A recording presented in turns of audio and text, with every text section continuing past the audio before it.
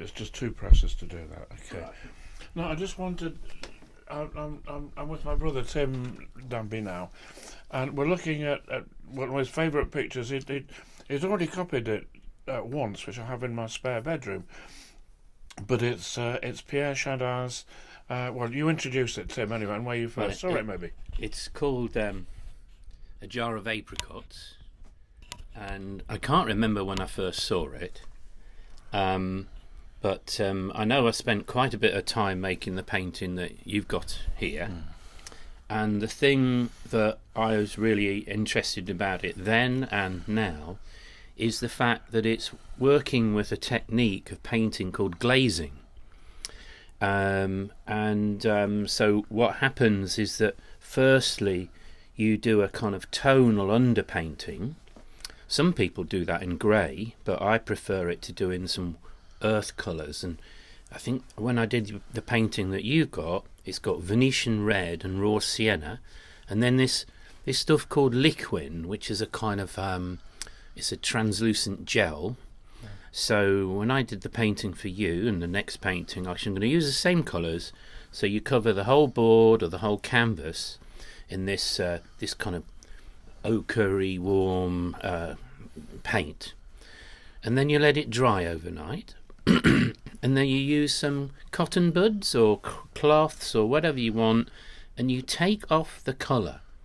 So you're taking off a mid-tone, and then you're going to get to the areas of lightest, so maybe this cheese here, maybe start with the top of the cup, the top of the jar, and then highlight. So you're actually working kind of in a mid-tone, you're finding out where your highest areas are.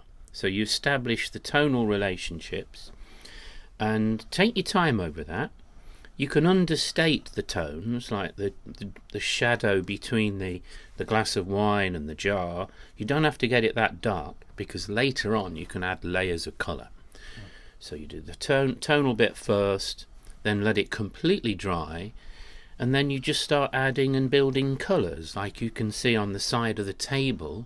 We can see in the original there that you've got from, that's the original in Ontario. You can see a build-up of colours like orange and then red over there, and then maybe a crimson over the top. So you just start working, layering colours, and yeah, that's the way most painters painted before Impressionism. And I was once at a teacher's course, where somebody said this is all brown sauce painting. Because brown did dominate, but I don't think it's brown sauce painting at all. I think it's magic. Chardin's friend was Diderot, a philosopher, the man who did the first encyclopedia. And he raved about his friend's paintings, that he's not painting with colours, he's painting with air. Like there's amazing atmosphere and realism, but not just for the sake of it somehow. I think there's a poetry and a magic in the painting, even the composition. The edge of the jar on the right is halfway, and it's an oval as well. I like the fact that it's an oval, it's not a square, it's not a rectangle. And there's that's where that comes is right halfway from the left to the right, and then things like are lined up, like where the top of the wine is, the top of the plums lines up. It's kind of a, like all painting is some kind of abstraction or simplification of reality, but I just love the shapes and that background tone fade. I bought a fan brush the other day because I want to explore this glazing thing, and so fan brush, you don't see the brush marks opposite of Van Gogh or somebody. So my idea, it was stimulated by seeing the painting in your house again, and I think, well, it was a good painting, but I'd like to redo it. And the idea of copying from another artist is the way artists and students have learnt how to paint. For ages and ages, and I'm very interested in all those languages. Tim, when it was super tea, Tim. Yeah. How about? I only noticed it this morning because we're going on about it in the kitchen. But how about the eye level? I was sitting at a table, and it was well below me, and either Chardin's on his knees, or he's lifted the table up, because his eye level, if you drop it down as you're looking at the picture, his eye level is on a level with the two meniscuses, the wine glass and the apricot liquor. So, did that never strike you as being odd? No, I never really noticed it, Si, until you mentioned it. I never noticed the little wisp of whatever it is, steam coming from the tea.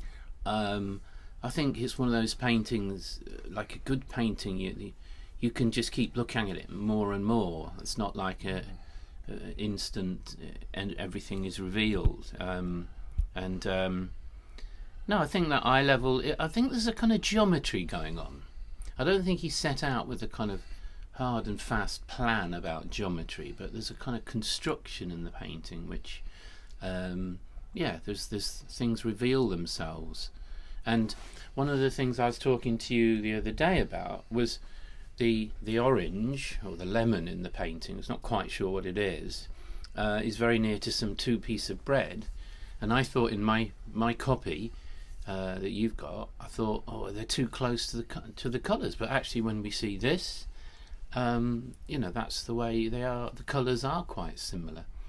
And apparently, I was reading just the other day about it, and in Ontario, Toronto, where the painting is, they've done some research into it, looking into the layers of colours and things like that. And they, so I think I'd like to contact them and say, oh, what colours did he use? Because they had colours in the 18th century that we don't have now. There's one of the colours I was reading about is Bremen blue, and there are different kind of colours they had then.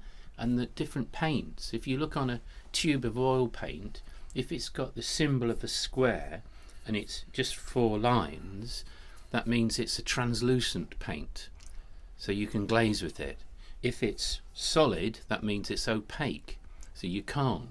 So I only learned that the other week, so I've been painting for 40 years on and off. 40 years being a painter. Yeah. I'll tell you what I thought this morning, me being cheeky, is I read the image on the side of the teacup as being a rather out of focus Dutchman with his clogs on, but you tell me that you think otherwise. Well, just to end this wonderful interview. Well, whether it's a Dutchman with big clogs and a blue shirt, blah blah blah, or it's some blobs of colour.